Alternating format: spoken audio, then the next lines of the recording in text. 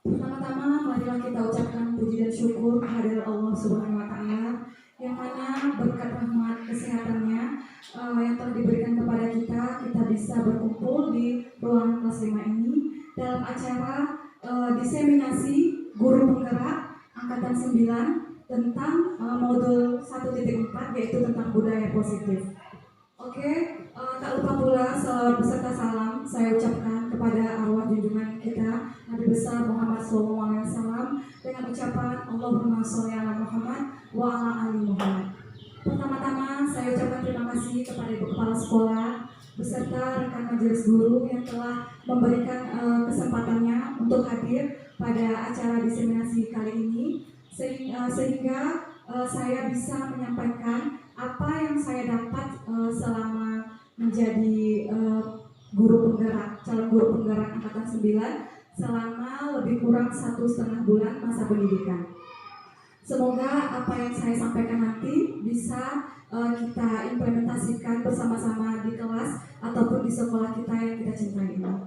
Dan terima kasih juga atas fasilitas yang diberikan oleh Ibu Kepala Sekolah telah memberikan kesempatan waktu untuk hadir pada hari ini. Baiklah, saya akan menyampaikan diseminasi tentang modul 1.4, yaitu menumbuhkan budaya positif di lingkungan sekolah. Oke, sebelum kita mulai pada topik pembahasannya, saya mempunyai pertanyaan pemantik, yaitu hukuman dapatkah mendisiplinkan anak? Yang pertama. Yang kedua, pemberian hukuman dengan hal positif seperti membaca atau membersihkan halaman sekolah dapatkah meningkatkan disiplin anak? Ketiga, yaitu memberikan penghargaan dapatkah meningkatkan motivasi belajar anak? Jadi dari pertanyaan pemantik inilah nanti yang akan kita bahas ke belakangnya sampai selesai.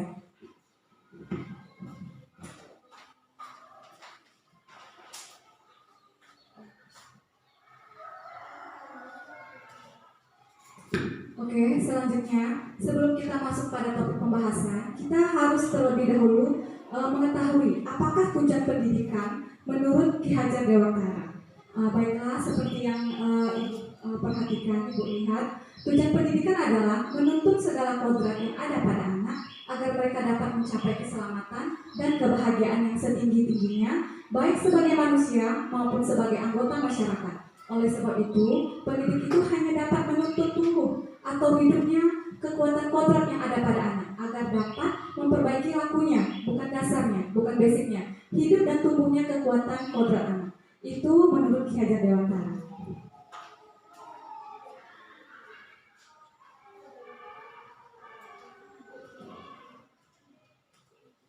Oke, selanjutnya setelah kita mengetahui apa dari tujuan pendidikan menurut Ki Hajar Dewantara, kita akan melihat disiplin positif dan nilai-nilai kebajikan yang universal, istilahnya yang menyeluruh, bisa di kelas ataupun di sekolah kita ataupun lingkungan masyarakat ya.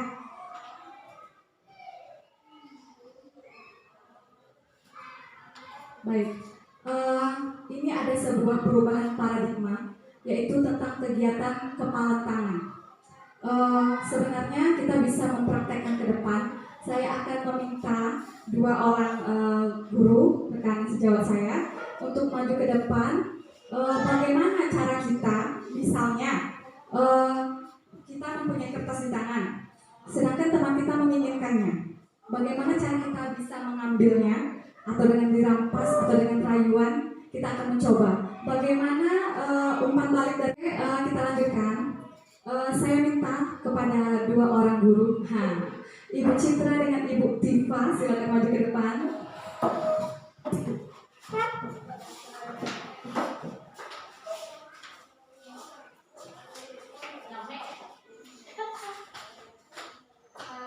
Misalnya seperti ini ya, paradigmanya bagaimana cara kita mendapatkan apa yang kita inginkan dari seseorang dengan brutal atau dengan rayuan gitu kan. Bu Tifa silakan genggam ini. Kira-kira ini nih sangat dibutuhkan oleh Bu Citra. Bagaimana cara Bu Citra untuk mendapatkannya?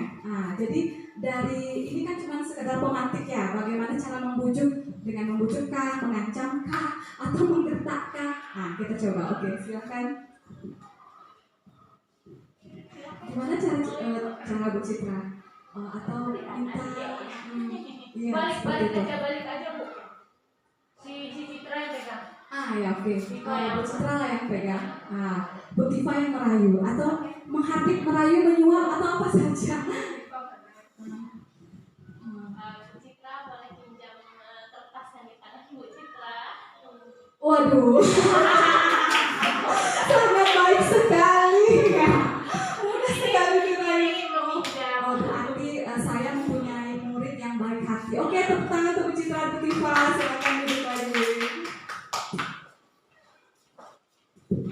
Berarti dengan paradigma itu setiap anak mempunyai persepsi masing-masing dengan cara meminta.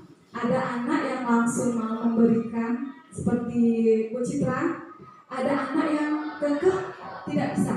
Jadi nanti mungkin dia melakukan mengancam atau menghardik, coba minta kayak gitu kan. Jadi oke, kita lanjutkan saja. Oke.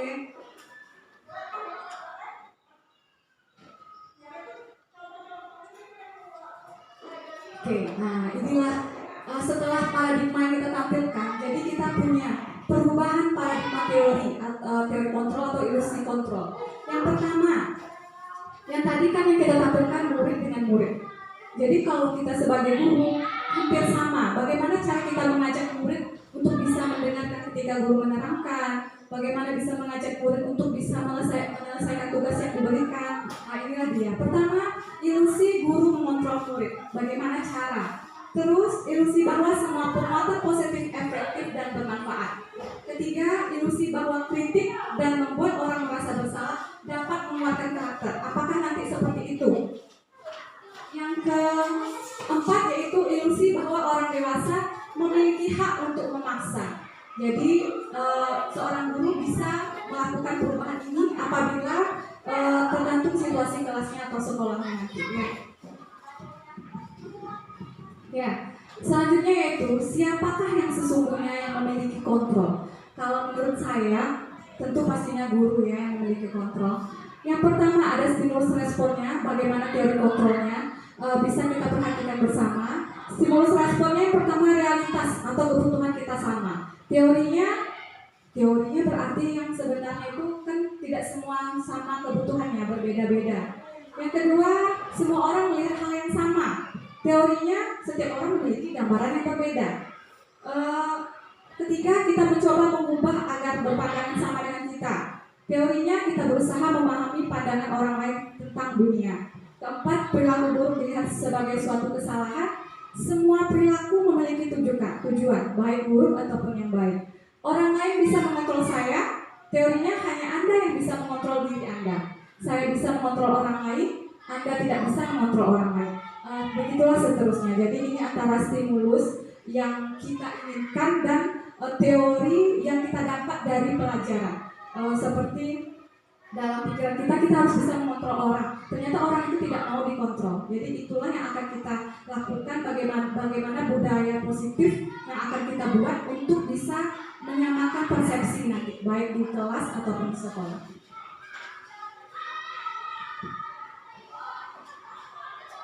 Nah, ini sekilas saja saya tampilkan yaitu tentang disiplin positif, teori kontrol atau teori pilihan dari Dr. William Glasser. Bisa kita sama perhatikan, saya lanjutkan saja ya.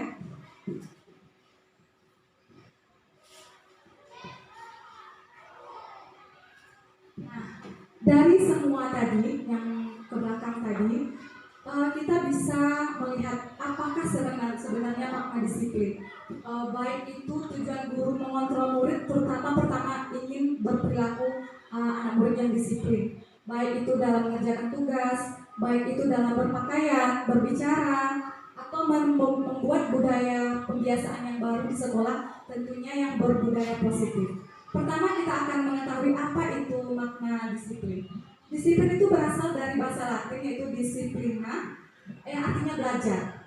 Makna asal dari kata ini berkonotasi dengan disiplin dari murid-murid Socrates dan Plato. Disiplin juga bisa membuat orang menggali potensinya menuju sebuah tujuan, apa yang dia hargai. Namun dalam budaya kita, makna kata disiplin telah membuat menjadi sesuatu yang dilakukan seseorang pada orang lain untuk mendapatkan kepatuhan. Kecenderungan umum adalah menghubungkan kata disiplin dengan ketidaknyamanan, bukan dengan apa yang kita hargai atau pencapaian suatu tujuan yang mulia. Jadi kalau dari masyarakat kita berkembang, disiplin itu merupakan suatu peraturan, harus. Jadi kalau ada siswa atau walaupun guru yang tidak melakukan atau tidak disiplin dalam segala hal, berarti dia bertentangan dengan peraturan di sekolah atau di kelasnya. Seperti itu.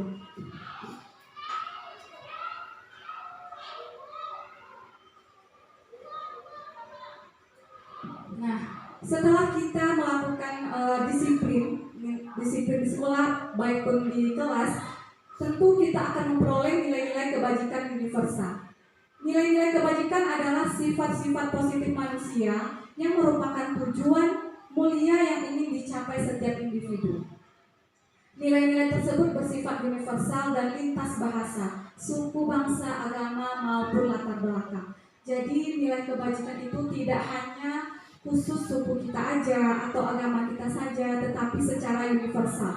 Baik perbedaan budaya atau perbedaan kebiasaan kita sehari-hari. Yang pertama yaitu kita setiap perilaku atau perbuatan memiliki suatu tujuan.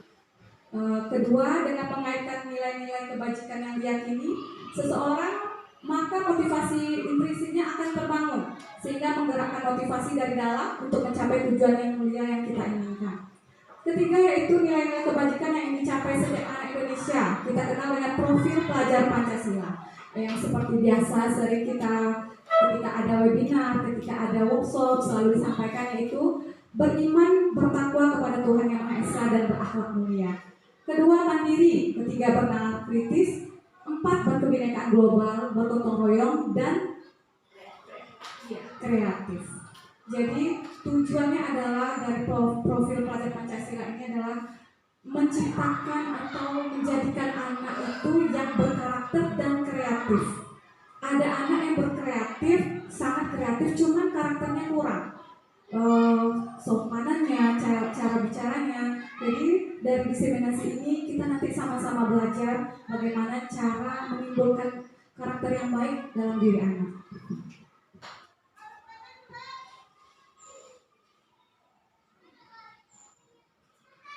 Kita lanjut kepada teori motivasi, hukuman, dan penghargaan, atau yang terakhir restitusi.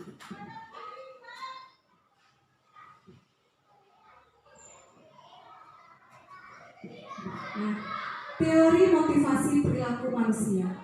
Yang pertama yaitu motivasi eksternal, berarti dari luar dirinya, yaitu untuk menghindari ketidaknyamanan atau hukuman apa yang akan terjadi apabila saya tidak melakukannya. Berarti kita bisa berpikir ketika kita tidak disiplin, apa konsekuensi yang akan kita dapatkan. Kedua yaitu motivasi eksternal, internal, untuk mendapatkan imbalan dari eksternal. Yang pertama tadi internal, yang kedua eksternal. Yang kedua yaitu untuk mendapatkan imbalan dari orang lain atau institusi, apa yang akan saya dapatkan apabila saya melakukannya. Yang ketiga yaitu internal, bukan internal itu gabungannya, tujuan disiplin positif, yaitu untuk menghargai diri sendiri. Saya akan menjadi orang yang seperti apabila saya melakukannya. Baik, selanjutnya yaitu apa itu merdeka.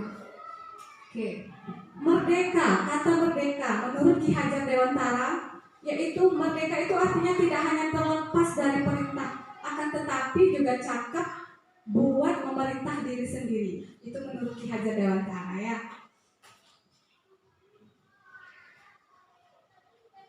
Nah, yang ketiga yaitu dihukum oleh penghargaan. Nah, ini dia. Bahwa penghargaan berlaku sama dengan hukuman dalam arti meminta atau membujuk seseorang melakukan sesuatu untuk memenuhi suatu tujuan tertentu dari orang yang meminta atau membujuk, seperti yang kita praktekkan di depan tadi. Berarti beberapa dampak dari pemberian penghargaan. Bisa jadi ketika kita memberikan sesuatu yang diinginkan oleh orang lain, mungkin kita mengharap gini, oh nanti saya juga akan ditolongnya nih, nanti saya juga akan dipinjamkan. Berarti ada sisi penghargaannya. Ya. Terus pengaruh jangka panjang dan jangka pendek. Penghargaan menghukum, penghargaan mengurangi ketepatan, penghargaan tidak efektif, dan penghargaan merusak hubungan. Jadi dihukum oleh penghargaan itu, kita berbuat kebaikan itu ingin mendapatkan sesuatu imbalan. Seperti itu.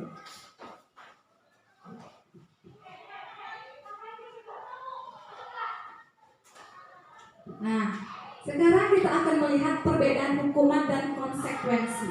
Hukuman itu berarti sanksi yang harus kita jalani, sedangkan konsekuensi yang harus kita terima dengan senang hati kali ya. Konsekuensi itu harus sadar kita menerimanya.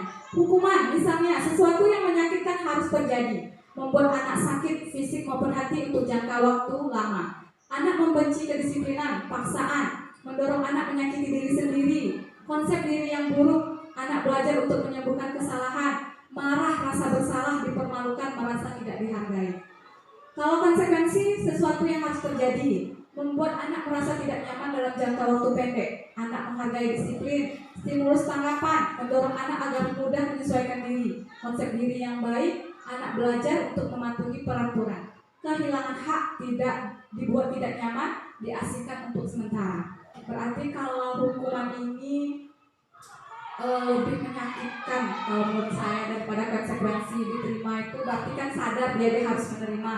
Kalau hukuman ini berarti dia kurang kurang suka ya.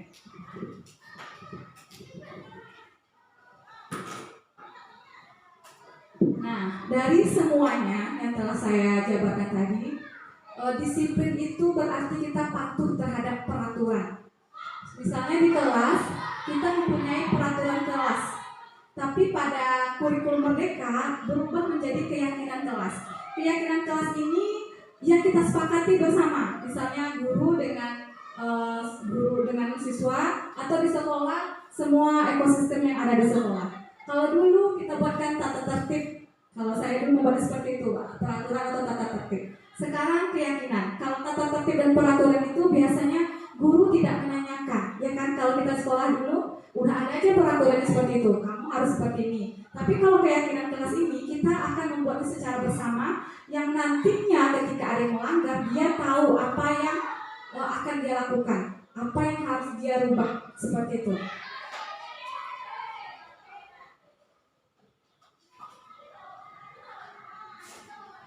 Nah, kita lanjut pada pengertian keyakinan kelas. Keyakinan kelas merupakan metode untuk menimbulkan kembali disiplin positif yang didasari oleh motivasi dari dalam diri. Implementasi keyakinan kelas dilatar belakangi bahwa ditemukannya beberapa murid yang masih diingatkan untuk melakukan tindakan kebaikan atau kedisiplinan. Ketika peraturan pada zaman kita sekolah dulu kan tata tertib atau peraturan kelas, ketika tidak kita laksanakan, kita dapat hukuman. Misalnya sapu kelasnya atau dipel. Tapi ketika kita zaman sekarang kurikulum merdeka, kita membuat keyakinan kelas, anak itu nanti menyadari apabila dia tidak mematuhinya, apa yang akan dia lakukan. Jadi istilahnya keyakinan kelas ini untuk menimbulkan karakter anak yang jujur, terus anak yang paham apa yang harus dia lakukan baik di kelas maupun di sekolahnya.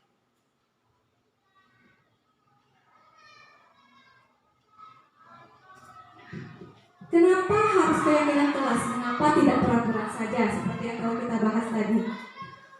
Mengapa kita memiliki peraturan harus menggunakan helm bila mengendarai kendaraan roda 2? Itu aturan. Mengapa kita memiliki peraturan harus datang tepat waktu pada saat mengikuti pelajaran? Jadi, untuk mendukung motivasi intrinsik kembali ke nilai-nilai atau keyakinan-keyakinan lebih menggerakkan seseorang dibandingkan mengikuti serangkaian peraturan. Jadi, kalau keyakinan ini paling pentingnya itu menggerakkan hati anak atas yang telah kita sepakati. Jadi dia nanti ketika melanggar dia akan malu. Kenapa? Karena kita sudah menyepakatinya bersama, bukan dari guru saja. Kita sepakati bersama, baik guru maupun siswa.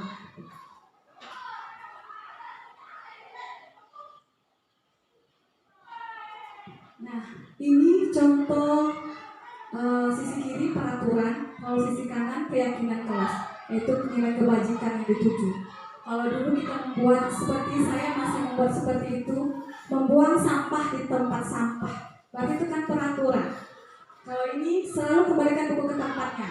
Nilai keyakinan tanggung jawab. Jadi nanti ketika kita membuat keyakinan kelas seperti kertas planonya gitu kan, nanti kita membuat tanggung jawabnya apa, kata-kata positifnya, supaya itu tidak seperti peraturan seperti ini, tidak boleh. Kalau gitu kan nggak boleh sebenarnya kata positifnya. Yang kedua, dilarang mengganggu orang lain, mengamati orang lain dan diri sendiri, dan seterusnya. Jadi dari sisi kiri dan sisi kanan itu perbedaan dari peraturan dan keyakinan kelas.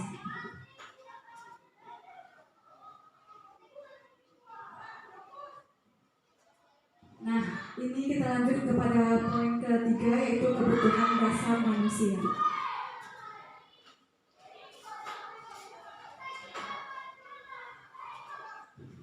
Nah, kebutuhan dasar manusia. Setiap manusia memiliki kebutuhan yang harus ia penuhi dalam kehidupan sehari-hari. Kebutuhan itulah yang menjadi landasan motivasi segala perilaku manusia menurut Abraham Maslow.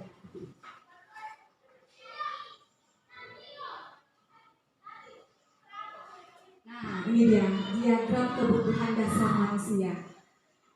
Kalau bagi kita guru, kita sudah dewasa, ini mungkin yang kita rasakan. Benar ya Ibu ya?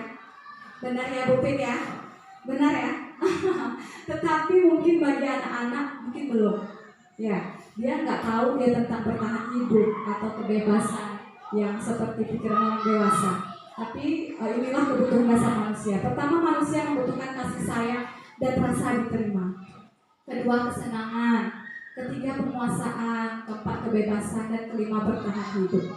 Bagi siswa, mungkin yang poin yang pertama yang mereka butuhkan yaitu kasih sayang dan diterima.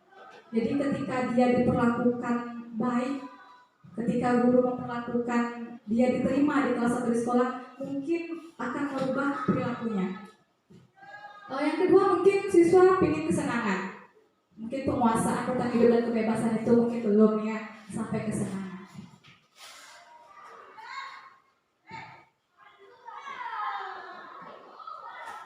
Nah, dari semua kebutuhan itu, kita seorang guru memiliki 5 posisi kontrol. Nanti teman-teman bukan sejawat dan berkepset mungkin kita nanti menyadari ya apa posisi kontrol yang selama ini kita pilih di kelas atau di sekolah ya.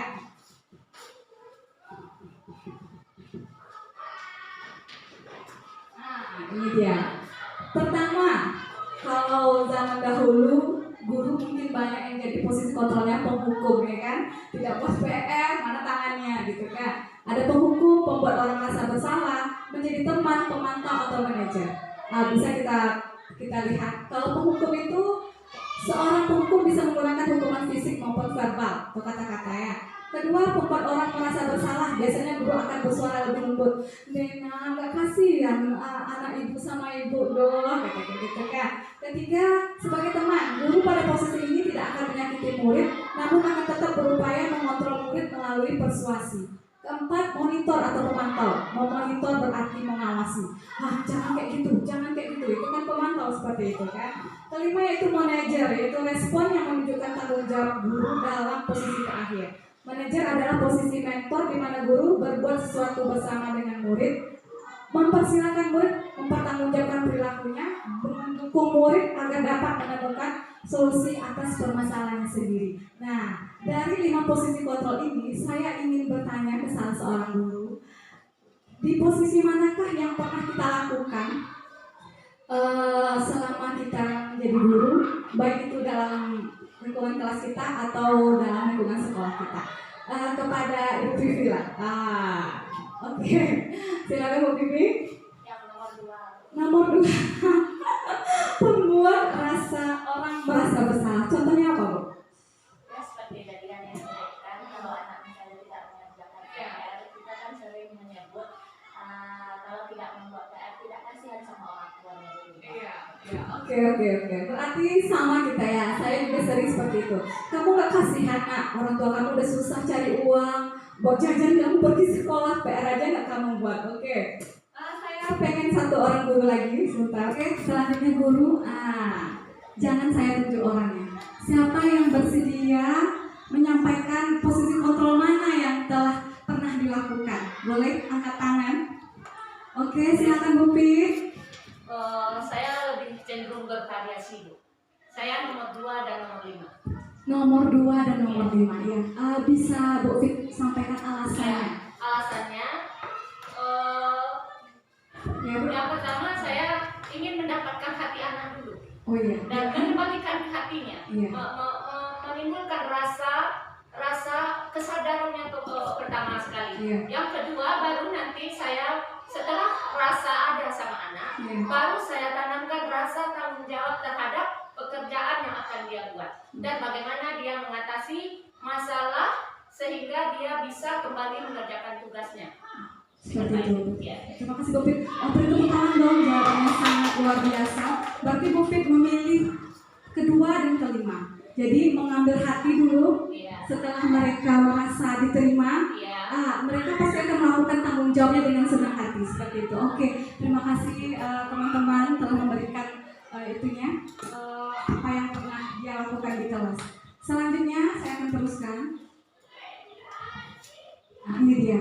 Inilah produk baru dari calon guru penggerak, yaitu bagaimana cara menanggapi suatu kasus melalui segitiga restitusi. Di kelas, di sekolah, lingkungan sekolah pasti kita pernah menemukan kasus anak misalnya yang berkelahi atau anak yang beradu mulut. Kalau dulu kita biasanya guru, kita pernah melakukan semuanya, cuman belum ada namanya, belum tahu segitiga restitusi atau apa. Cuman kita rasa saya sudah pernah melakukannya. Sebelum kita masuk ke segitiga restitusi, namanya segitiga berarti 3 poinnya nanti. Kita mengetahui dulu pengertiannya apa. Pertama yaitu segitiga restitusi merupakan suatu proses dialog yang dijalankan oleh guru atau orang tua agar dapat menghasilkan murid yang mandiri dan bertanggung jawab.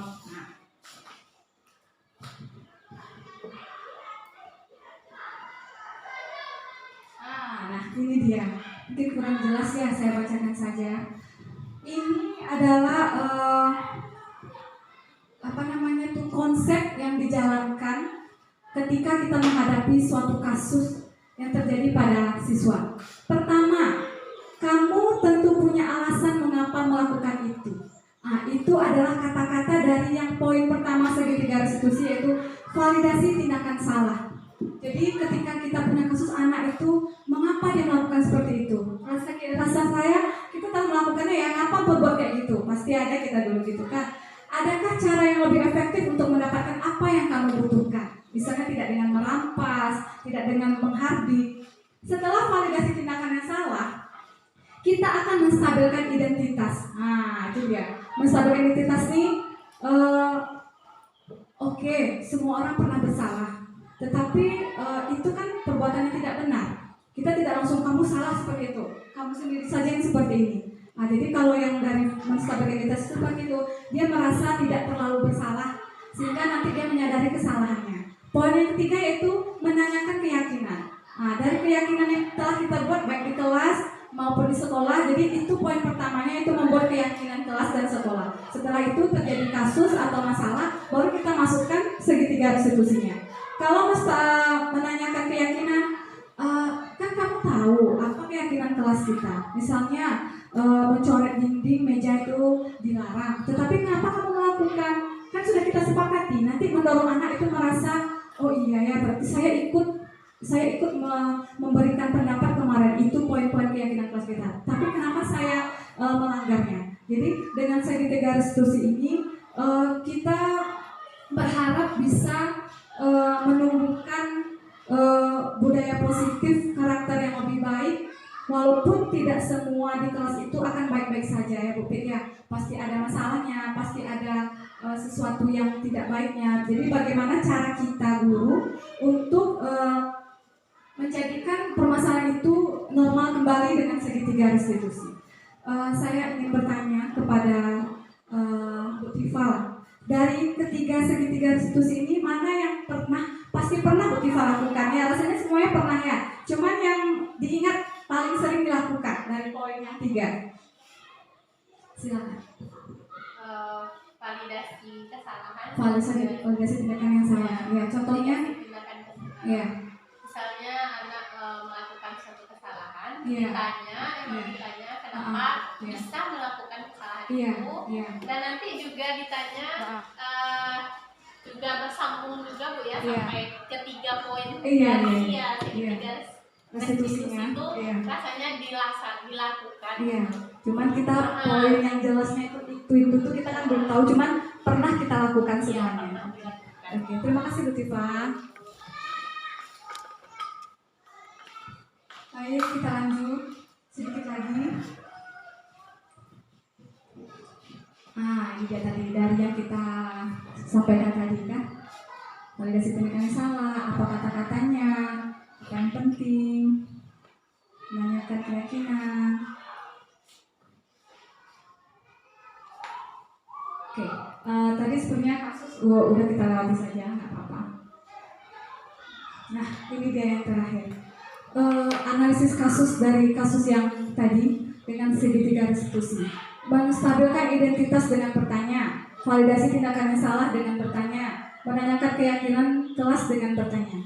Kasus tadi kan tentang Sabrina. Mengapa Sabrina datang terlambat? Mengapa tidak menggunakan sepatu sesuai dengan aturan sekolah? Itu menstabilkannya.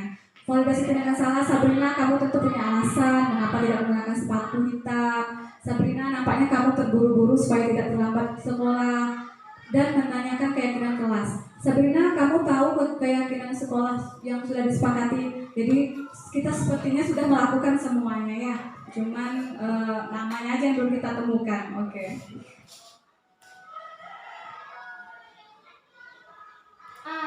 Akhirnya sampai pada ujung. Upipi.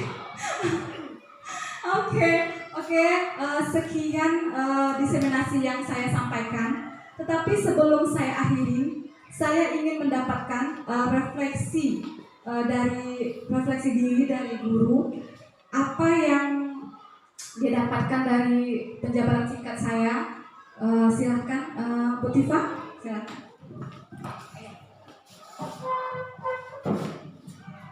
Warahmatullahi wabarakatuh. Waalaikumsalam warahmatullahi wabarakatuh. Sebelumnya saya ucapkan terima kasih atas kesempatan yang telah diberikan kepada saya.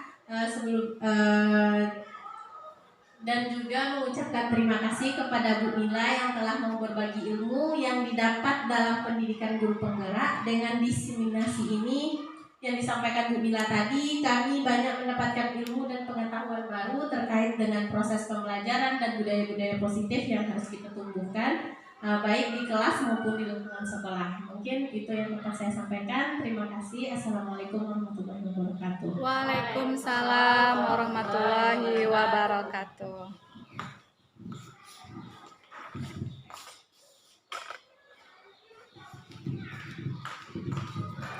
Oke, terima kasih saya ucapkan kepada Bu Tifa yang telah menyampaikan refleksi dirinya atas apa yang saya sampaikan pada pagi hari ini. Tidak banyak kata yang bisa saya ucapkan, hanya ucapan terima kasih yang mendalam untuk Ibu Kepala Sekolah dan rekan guru telah meluangkan waktunya untuk hadir menyaksikan diseminasi yang saya lakukan ini. Dan akhir kata saya ucapkan wassalamualaikum warahmatullahi wabarakatuh.